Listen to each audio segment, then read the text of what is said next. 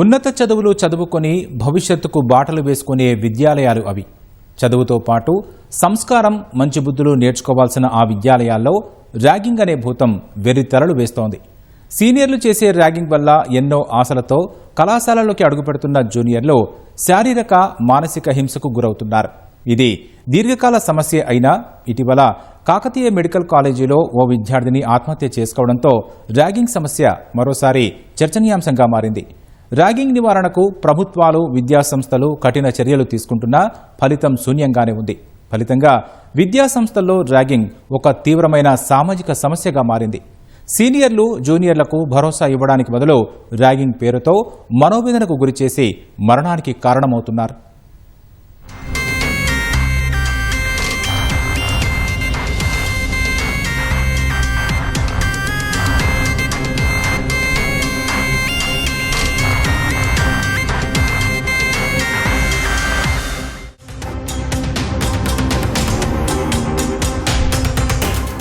పిల్లలను మంచి కళాశాలలో చదివించి వారికి మంచి భవిష్యత్తును అందించాలని ప్రతి తల్లిదండ్రుల కల. విద్యాబోధన, faculty, sports, cultural programmes, job offers వంటి విషయాలన్నీ బేరీజు వేసుకుని కాలేజీల్లో చేర్చుతారు. అయితే ఇన్ని జాగ్రత్తలు, లక్షల రూపాయల ఫీజులు చెల్లించి కాలేజీల్లో చేర్పిస్తే ర్యాగింగ్ భూతం పిల్లలతో పాటు వారి తల్లిదండ్రుల ఆశలపై నీళ్లు చల్లుతోంది. ప్రభుత్వ, ప్రైవేటు విద్యాసంస్థలు అనే తేడా లేకుండా అనేక విద్యాసంస్థల్లో ఏలుగా పాతుకుపోయిన సమస్య ఇది. ర్యాగింగ్ పేరుతో కొత్తగా చేరుతున్న విద్యార్థులను సీనియర్లు ర్యాగింగ్ పేరుతో బెదరగొడుతున్నారు. కాలేజీలకు రావాలంటేనే భయపడే పరిస్థితి తీసుకువస్తున్నారు. గతంలో ర్యాగింగ్ కు తాళలేక అనేక మంది ఆత్మహత్యలు చేసుకోగా వరంగల్ కాకతీయ విశ్వవిద్యాలయంలోని మెడికల్ కాలేజీలో మరోసారి అలాంటి సంఘటన జరిగింది. కేయూలో 5 ఏళ్ల ఇంటిగ్రేటెడ్ కెమిస్ట్రీ 2వ సంవత్సరం చదువుతున్న శ్రీవిద్య అనే విద్యార్థిని కాలేజీ హాస్టల్లో సీనియర్ల వేధింపులు తట్టుకోలేక ఆత్మహత్య చేసుకుంది. కేయూలోని పద్మాక్షి హాస్టల్ బి బ్లాక్ లో ఉంటున్న శ్రీవిద్యకు అదే హాస్టల్లో ఉంటున్న కొందరు సీనియర్ విద్యార్థులతో గొడవ జరిగింది. దీంతో సీనియర్లు ఆమెకు గోడ కుర్చీ లాంటి శిక్షలు విధించి ర్యాగింగ్ చేశారు. ఈ ఘటన అనంతరం తల్లిదండ్రులు వచ్చి శ్రీవిద్యను ఇంటికి తీసుకెళ్లారు. అక్కడికి వెళ్లిన శ్రీవిద్య 2 సార్లు ఎలుకల మందు తిని ఆత్మహత్యకు యత్నించింది. చికిత్స తీసుకుంటూ ఉండగానే పరిస్థితి విషమించి ప్రాణాలు కోల్పోయింది. ఈ ఘటనపై విచారణ జరపగా ర్యాగింగ్ జరిగింది వాస్తవమేనని తేలింది. దీంతో 7 తృతీయ సంవత్సరం విద్యార్థులను 6 నెలల పాటు సస్పెండ్ చేశారు. కోర్సు పూర్తయ్యే వరకు వసతి గృహంలో ఉండటానికి వీల్లేదని ఆదేశాలు జారీ చేశారు. ఎంక్వైరీలో తెలిసింది ఏంటంటే 29th మార్చ్ రోజు జరిగింది. రెస్పెక్ట్ లేదు అన్న విషయంతో స్టార్ట్ అయిపోయి జూనియర్స్ ని పిలుచుకున్నారు టెర్రస్ పైకి. డౌన్ చేశారు, ఎయిర్ చైర్ వేయించారు, ఇలాంటివి చేసి వాళ్ళని ఇబ్బందులకు గురి చేశారు. వర్బల్ కూడా అబ్యూజ్ చేసినట్టుగా తెలిసింది. దాంతో ఇలాంటి చర్యలు తీసుకోవాల్సి వచ్చింది. అక్యూజ్డ్ సీనియర్స్ ఒక 7 మెంబర్స్ ఉన్నారు. 7 మెంబర్స్ నేమ్స్ ఇంక్లూడ్ అయ్యి వచ్చింది ఆ కంప్లైంట్లో. దానికి అనుగుణంగా మేము 7 మెంబర్స్ని పిలిచి చాలా డీటెయిల్డ్గా ఎంక్వైరీ చేసిన దాంట్లో మాకు తెలిసింది ఏంటంటే వీళ్ళంతా కూడా కల్ప్రిట్స్, ర్యాగింగ్ జరిగింది అని నిర్ధారణ జరిగింది. దాంతో ఇమ్మీడియట్గా అలర్ట్ అయిపోయి మేము ఎన్ఎంసీ రూల్స్కి అనుగుణంగా వాళ్ళకి పనిష్మెంట్ విధించడం జరిగింది. దానిలో భాగంగా ఒకటేమో permanent expulsion from the boys hostels.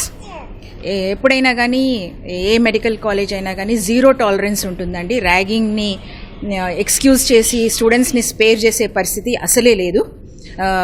And we also have suspended from academics for a period of 6 months. ప్రారంభంలో సీనియర్లు, జూనియర్ల మధ్య పరిచయం, సాన్నిహిత్యం పెంచేందుకు ప్రారంభమైన ర్యాగింగ్ ప్రస్తుతం అవమానాలు, మానసిక వేధింపులు, హింసాత్మక ఘటనల వరకు చేరుకుంది.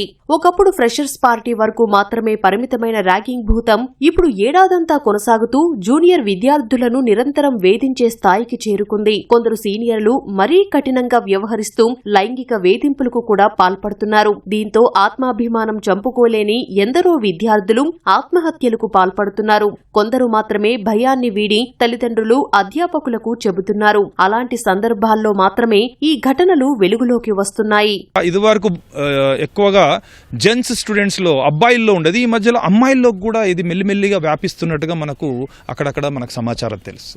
ఇలాంటి ఆలోచన విధానం ఎప్పుడైతే ఉంటుందో వీళ్ళు ఆలోచించవలసిన ముఖ్యమైన విషయం ఏంటి అంటే, అందరి యొక్క మైండ్ సెట్ అనేది ఒకటే విధంగా ఉండదు. ఎందుకు అంటే కొంతమంది సెన్సిటివ్ నేచర్ వాళ్ళు ఉంటారు, దాన్ని మనసు మీదకి తీసుకుంటాడు. అంటే దీన్ని డిస్ట్రార్షన్ అంటారు. ఆ డిస్ట్రార్షన్లో ఏమవుతుంది అంటే, అయ్యో నన్ను ఇట్లా అన్నారా, బయట తెలిస్తే ఎట్లా, నా గురించి బయట వాళ్ళకి తెలిస్తే ఎట్లా, సైకలాజికల్ డిజార్డర్లోకి వెళ్ళిపోతారు. డిజార్డర్ నుంచి డిప్రెషన్కి వెళ్ళిపోయే అవకాశాలు ఉంటాయి. విజ్ఞానం అనే చదువుకునే ప్లేస్లలో అజ్ఞానం అనే ఒక మూఢ ఆచారం టైప్లో దీన్ని ఒకరి నుంచి ఒకరు మా సీనియర్స్ చేశారని మళ్ళీ వీళ్ళు ఇంకొకరిని చేయడం, ఈ సిస్టానికి తప్పకుండా మనము ఒక స్ట్రిక్ట్ రూల్స్ పెట్టేసి అవగాహన సదస్సులు ఉండాలి. ఇటు వాళ్ళకి రూల్స్తో పాటు వాళ్ళ లోపల ఒక మంచితనాన్ని కూడా కౌన్సిలింగ్ సెషన్స్ పెట్టాలి. చట్టపరంగా ర్యాగింగ్ అనేది తీవ్రమైన నేరం. ర్యాగింగ్ కు పాల్పడిన విద్యార్థులపై సస్పెన్షన్, అడ్మిషన్ రద్దు, డీబార్, జైలు శిక్షలు లాంటి కఠిన చర్యలు తీసుకునే నిబంధనలు చట్టంలో ఉన్నాయి. అయినా విద్యా సంస్థల్లో ర్యాగింగ్ ఆగడం లేదు. కొన్ని కాలేజీల్లో యాంటీ ర్యాగింగ్ కమిటీలు ఉన్నా వాటి ప్రభావం అంతగా ఉండటం లేదు. దీంతో జూనియర్లపై సీనియర్లు చేసే ఆకృత్యాలు నానాటికి పెరిగిపోతున్న పరిస్థితి. ఈ నేపథ్యంలో ర్యాగింగ్ భూతాన్ని రూపుమాపడానికి అధికారులు, ప్రభుత్వాలు కఠిన చర్యలు తీసుకోవాల్సిన అవసరముందని విద్యావేత్తలు అభిప్రాయపడుతున్నారు. సెక్షన్లు అంటే వాళ్ళను అసభ్యకరమైన మాటల విధానానికి 294 అని ఉన్నది. అట్లా ఒక్కొక్కళ్ళ దగ్గర ఆత్మహత్య ప్రేరేపించిన 306 సెక్షన్ ఉన్నది. ఇలా కొన్ని సెక్షన్లు కూడా ఇంపోజ్ చేయడం జరుగుతున్నది. అంటే దానివల్ల వాళ్ళ జీవితాలు నాశనం అవుతున్నాయి. సో ముఖ్యంగా ర్యాగింగ్ని అరికట్టడం ఏంటంటే, కళాశాల లోపల కంపల్సరీ యాంటీ ర్యాగింగ్ క్లబ్స్ అని ఏర్పాటు చేశారు. ఉన్నది గవర్నమెంట్ నుంచి, యూజీసీ నుంచి కూడా ఉన్నది. కానీ ఎక్కడ అది సరిగా ఫంక్షనింగ్ లేదు. ముఖ్యంగా యూజీసీ వాళ్ళు చాలా సీరియస్గా దీని మీద ప్రయత్నం, రోజు ఎవ్రీ ఇయర్ ప్రోగ్రామ్ ఇస్తున్నారు. పోలీస్ డిపార్ట్మెంట్ కూడా చేస్తున్నది. కాకపోతే పర్యవేక్షణ లోపం ఉన్నది. 2022 నుంచి 2024 మధ్య దేశంలోని వివిధ విశ్వవిద్యాలయాలు, కళాశాలల్లో ర్యాగింగ్ కారణంగా 51 మరణాలు సంభవించాయని society against violence in education సంస్థ వెల్లడించింది. భారత్లో ర్యాగింగ్ పరిస్థితి, state of ragging in India 2022-2024 పేరుతో ఈ సంస్థ నివేదిక విడుదల చేసింది. ర్యాగింగ్ ఉదంతాలు ఎక్కువగా వైద్య కళాశాలల్లోనే నమోదవుతున్నట్లు సంస్థ గుర్తించింది. 1900కు పైగా కళాశాలల్లో యాంటీ ర్యాగింగ్ హెల్ప్ లైన్ కు అందిన 3000కు పైగా ఫిర్యాదు ఆధారంగా ర్యాగింగ్ ధోరణులు, అధిక ముప్పున్న విద్యా సంస్థలు, ర్యాగింగ్ కేసుల తీవ్రత వంటి అంశాలను వెల్లడించింది. ఫిర్యాదుల్లో 38.6% వైద్య కాలేజీల నుంచి వచ్చినవే కావడం గమనార్హం. అంటే ఈ విష సంస్కృతి వైద్య కాలేజీల్లో ఎంతగా ఉందో ప్రత్యేకంగా చెప్పనక్కర్లేదు. అందులోనూ ఫిర్యాదు చేసిన ఘటనలే 3000కు పైగా ఉంటే వెలుగులోకి రాని ఘటనలు, బాధితులు ఎంతమంది ఉన్నారో లెక్క చెప్పడం కష్టమే. ర్యాగింగ్ సమస్యను మొదటి సంవత్సరం విద్యార్థులు మాత్రమే ఎదుర్కోవడం లేదు. రెండో సంవత్సరం స్టూడెంట్స్ పై, మూడో సంవత్సరం విద్యార్థులు, థర్డ్ ఇయర్ విద్యార్థులపై, నాలుగో సంవత్సరం విద్యార్థులు, ఇలా ఫైనల్ ఇయర్ చేరుకునే వరకు ఏదో ఒక దశలో విద్యార్థులు ర్యాగింగ్ బారిన పడుతున్నారు. ప్రభుత్వ విద్యా సంస్థల్లో యాంటీ ర్యాగింగ్ కమిటీలు, స్టూడెంట్ యూనియన్స్ ఉండటంతో సమస్య కాస్త తక్కువగానే ఉంటుంది. కానీ ప్రైవేటు కాలేజీల్లో ఇవేవీ అంతగా లేకపోవడంతో ర్యాగింగ్ ఘటనలు అధికంగా జరుగుతున్న పరిస్థితి. ప్రముఖ విద్యా సంస్థల్లో ఇలాంటి ఘటనలను బయటికి రానియకుండా దాచిపెడుతున్నారనే విమర్శలు ఉన్నాయి. అక్కడ యాంటీ ర్యాగింగ్ కమిటీలు లేవనే ఆరోపణలు వస్తున్నాయి. విద్యా సంస్థల్లో ర్యాగింగ్ ఘటనలు కట్టడి చేసేందుకు జాతీయ విద్యా మండలి యాంటీ ర్యాగింగ్ పోర్టల్ ప్రారంభించింది. కళాశాల, విశ్వవిద్యాలయాల్లో అధికారులకు నేరుగా చెప్పడానికి సంకోచించే విద్యార్థులు ఈ పోర్టల్ ద్వారా నిర్భయంగా ఫిర్యాదు చేయవచ్చు. ఆ వెంటనే యాంటీ ర్యాగింగ్ కమిటీ సమావేశమై పూర్తిస్థాయి విచారణ చేపడుతుంది. ర్యాగింగ్ కు పాల్పడిన విద్యార్థులపై కఠిన చర్యలు తీసుకుంటుంది. ర్యాగింగ్ కు పాల్పడిన వారిని కాలేజీ, హాస్టల్ నుంచి తొలగించడం, అకాడమిక్ కార్యకలాపాల నుంచి సస్పెన్షన్ వంటి చర్యలు అమలు చేస్తున్నారు. అయినా చాలా కాలేజీల్లో సమస్య అలాగే ఉండటం ఆందోళన కలిగిస్తోంది. ఆనందపడడం అనే చర్య మనుషులకి కనపడడం లేదా, అది మనసు వైకల్యం అని అది మనసు వైకల్యం చెందిన వాళ్ళు మాత్రమే దాన్ని అంటే ఎదుటివాడి బాధని హ్యాపీగా ఫీల్ అవ్వడం అనేది జరుగుతుంది. అది మళ్ళీ యువతరం అంతా మళ్ళీ బయటికి వచ్చినప్పుడు అది ఎన్నిటికి దారితీస్తుంది.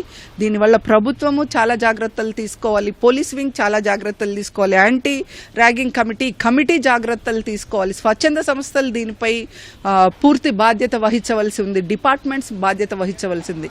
ఇదేమీ కట్టడి చేయలేనంత ఇబ్బందికరమైన అంశం అయితే కాదండి. ర్యాగింగ్ని అరికట్టడము అనేది అందరం ఎవరి డ్యూటీలు వాళ్ళు చేస్తే ఇట్ విల్ బి ర్యాగింగ్ అనేది అరికట్టగలిగే అంశమే. ర్యాగింగ్ విషయంలో విద్యార్థుల ప్రవర్తనలో మార్పు రావాల్సిన అవసరం ఉంది. సీనియర్ అనే భావన, ఆధిపత్య ధోరణి జూనియర్లకు ప్రాణ సంకటంగా మారుతోంది. కొన్నిసార్లు సరదా కోసం మొదలైన ర్యాగింగ్ శృతిమించి పైశాచిక ఘటనలకు దారితీస్తుంది. అయితే విద్యార్థులంతా గుర్తుంచుకోవాల్సిన విషయం ఏంటంటే అందరూ విద్యార్థులు జూనియర్ అయిన తర్వాతే సీనియర్ గా మారుతారు. ఆ విషయాన్ని దృష్టిలో ఉంచుకొని జూనియర్లను ర్యాగింగ్ జరగకుండా బాధ్యత తీసుకోవాలి. మన తోబుట్టువులే ఆ ప్లేస్ లో ఉంటే పరిస్థితి ఏంటని ఆలోచించాలి. అప్పుడే కాలేజీలో ర్యాగింగ్ కి అడ్డుకట్టపడుతుంది. ఇందులో తల్లిదండ్రులు, అధ్యాపకులు, ముఖ్యంగా స్నేహితులది కీలక పాత్ర పోషించాల్సిన అవసరం ఉందనేది నిపుణుల సూచన.